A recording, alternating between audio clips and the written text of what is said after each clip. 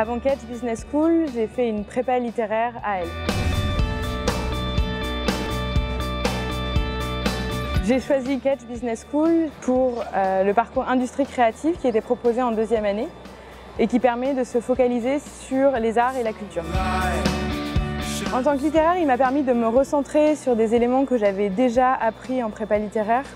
En prépa, on apprend vraiment à connaître la culture et en école de commerce, on nous apprend à la vendre, à la marketer selon une certaine manière, d'une façon très particulière.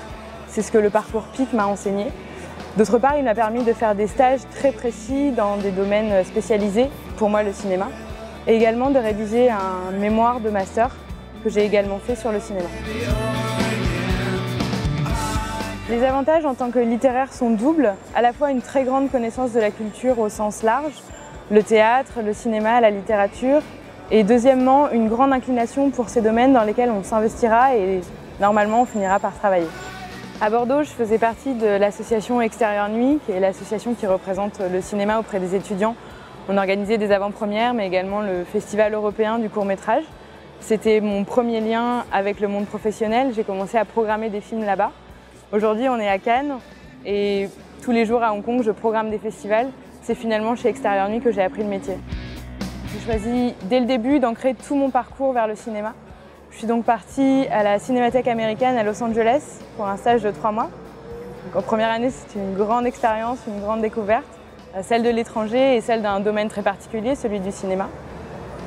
Suite à ça, à la fin de ma deuxième année, j'ai continué ce parcours ancré dans le cinéma et j'ai fait une césure de quelques mois en festival dans une société de production, distribution et vente internationale de films. Et ils m'ont tout de suite proposé un CDD. Ce qui était, alors que je n'étais même pas diplômée, c'était plutôt inespéré. J'ai donc signé un premier CDD en césure qui m'a menée à travailler en freelance depuis la Chine lors de mon semestre à l'étranger que j'ai effectué à Shanghai.